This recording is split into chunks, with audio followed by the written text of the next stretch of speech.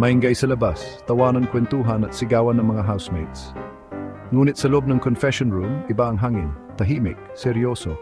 Isang maliit na silid, may upuan at camera. Dito naglalabas ng saloobin. Dito nagsasabi ng totoo. Dito rin namin si Ivana at Dustin. Si Ivana Alawi, ang babaeng ubod ng ganda. Sa unang tingin pa lang, mapapansin mo na agad ang kanyang malaanghel na mukha.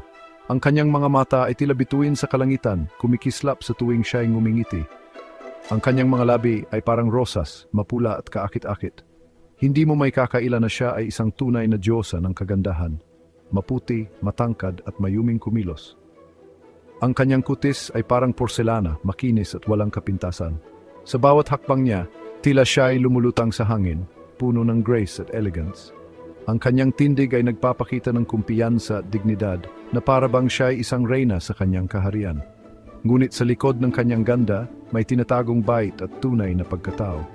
Si Ivana ay hindi lamang maganda sa panlabas, kundi pati na rin sa loob. Siya ay mapagkumbaba at laging handang tumulong sa kapwa. Ang kanyang puso ay puno ng pagmamahal at malasakit, lalo na sa kanyang pamilya at mga kaibigan. Sa kabila ng kanyang kasikatan, nananatili siyang grounded at totoo sa kanyang sarili. Si Dustin naman, simple lang. Hindi siya kasing sikat ni Ivana, ngunit may kakaibang charm na hindi mo maipaliwanag. Ang kanyang simpleng ngiti ay kayang magbigay ng liwanag sa kahit na pinakamadilim na araw. Siya ay isang taong madaling lapitan at laging handang makinig sa mga problema ng iba. May itsura, matangkad at masayahing tao. Ang kanyang mga mata ay puno ng buhay at saya na para bang laging may magandang balita. Siya ay isang taong positibo at laging may ngiti sa labi. Ang kanyang presensya ay nagbibigay ng kasiyahan at aliw sa mga taong nakapaligid sa kanya. Sa una, parang magkaibigan lang. Nagtatawanan, nagkukwentuhan at nag-aasaran. Sila ay parang magkapatid na laging magkasama, nagbibirohan at nagtutulungan. Ang kanilang samahan ay puno ng kasiyahan at walang halong malisya. Ngunit habang tumatagal, may kakaiba na. May kilig. May paro-paro sa tiyan. Unti-unti nilang napagtanto na ang kanilang nararamdaman ay higit pa sa pagkakaibigan. Ngunit habang tumatagal, may kakaiba na. May kilig. May paro-paro sa tiyan. Ang bawat tingin, bawat ngiti at bawat hawak ng kamay ay may kahulugan. Ang kanilang mga puso ay nagsimulang magtibok ng sabay at ang kanilang mga damdamin ay unti-unting lumalim.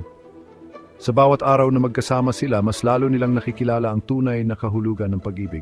Ang kanilang kwento ay isang patunay na ang tunay na pag-ibig ay nagsisimula sa isang simpleng pagtingin.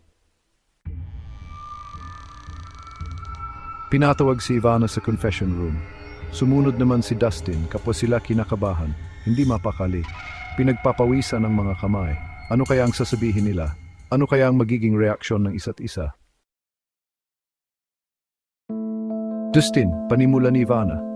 Alam mo naman na, hindi niya matuloy ang sasabihin. Ivana, sagot naman ni Dustin. Alam ko, nararamdaman ko, gusto na nilang sabihin, gustong-gusto na. Ngunit parang may pumipigil, parang may buhol sa kanilang mga lalamunan. Section 5, ang halik. Tumayo si Ivana, lumapit kay Dustin, hinawakan ng kamay, tumingin sa mga mata at hinalikan si Dustin. Isang matamis na halik, puno ng pagmamahal. Sa wakas nasabi na rin nila. Hindi sa salita, kundi sa halik. Section 6, paglabas ni Ivana, isang bagong simula. Lumipas ang mga araw. Natapos na ang palabas.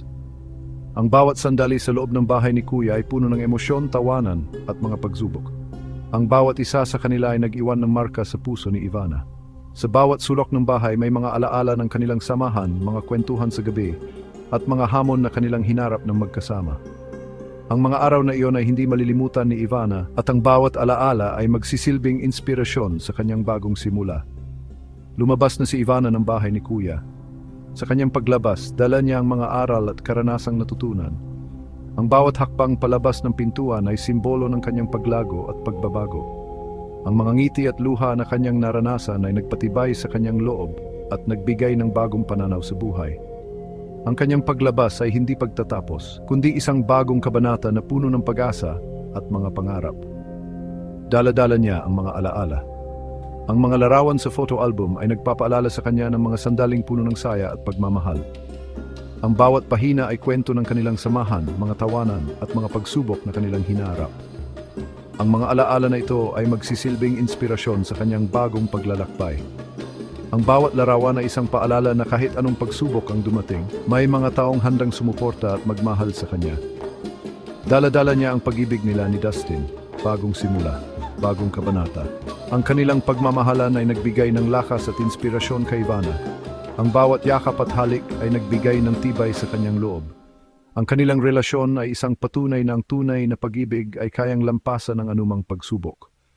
Sa bagong kabanatang ito, dala niya ang pag-ibig na magbibigay ng liwanag at pag-asa sa kanyang buhay. Puno ng pag-asa at pangarap. Ang kanyang mga mata ay puno ng determinasyon at pag-asa. Ang bawat ngiti ay simbolo ng kanyang tapang at lakas. Sa bagong simula na ito, handa siyang harapin ang anumang hamon at abutin ang kanyang mga pangarap. Ang kanyang puso ay puno ng pag-asa at pananampalataya na ang bawat hakbang ay magdala sa kanya sa mas maliwanag na bukas. Ang kanyang bagong simula ay isang paglalakbay na puno ng pag-asa, pagmamahal at mga pangarap. Section 7, ang kinabukasan ni Ivana at Dustin. Sa kabila ng lahat ng kanilang pinagdaanan, ang kanilang kwento ay patuloy na isinusulat. Ang kanilang kinabukasan ay puno ng pag-asa at pangarap. Hindi pa tapos ang kwento ni Ivana at Dustin. Sa bawat araw na lumilipas, mas lalo nilang nakikilala ang isa't isa. Ang kanilang mga plano ay nagiging mas malinaw at ang kanilang mga pangarap ay nagiging mas matayog. Sa labas ng bahay ni Kuya, masusubok ang kanilang pagmamahalan. Maraming pagsubok ang darating, maraming hahadlang. Ngunit sa bawat pagsubok natututo sila. Natututo silang magtiwala, magpatawad at magpatuloy. Ngunit alam nila, kakayanin nila dahil magkasama sila. Ang kanilang pagmamahalan ay hindi lamang para sa kasalukuyan kundi para sa hinaharap. Ang bawat ngiti, bawat yakap at bawat halik ay nagpapatibay sa kanilang samahan dahil mahal nila ang isa't isa. Ang kanilang pagmamahalan ay isang kwento ng pag-asa, tapang at walang hanggang pagmamahal. Sa bawat hakbang na kanilang gagawin, alam nilang magkasama silang haharapin ang bukas. Ang kinabukasan ni Ivana at Dustin ay puno ng pag-ibig at pangarap. Section 8, ang aral ng bahay ni Kuya. Sa loob ng bahay ni Kuya, natutunan ni Ivana at Dustin ang kahalagahan ng katapatan, ng pagmamahal, ng pagiging totoo, at ito ang aral na kanilang babaunin habang buhay. Gap 3. Section 9, pag-asa sa hinaharap. Pagkatapos ng kanilang makulay na paglalakbay sa loob ng bahay ni Kuya, sina Ivana at Dustin ay handa ng harapin ang bagong yugto ng kanilang buhay.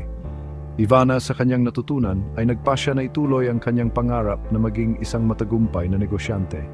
Gamit ang mga aral ng katatapatan at dedikasyon, siya ay magtatayo ng isang negosyo na magbibigay ng inspirasyon at oportunidad sa kapwa niya kabataan. Samantala, si Dustin naman ay nagnanais na ipagpatuloy ang kanyang advokasya sa kalikasan. Plano niyang magsimula ng isang non-profit organization na tutulong sa pangangalaga ng ating kalikasan at magbibigay edukasyon sa mga tao tungkol sa kahalagahan ng ating kalikasan. Sa kanilang pag-alis sa bahay ni Kuya, baon nila ang mga alaala, aral at pagmamahal na kanilang natutunan. Ang kanilang mga pangarap ay patuloy na magliliyab, dala ang pag-asa at inspirasyon na nakuha nila mula sa kanilang karanasan. Tunay na ang bahay ni Kuya ay nagbigay ng bagong direksyon sa kinabukasan ni Ivana at Dustin. At sa kanilang bagong paglalakbay, kasama natin silang maglalakbay patungo sa mas maliwanag at mas makulay na hinaharap.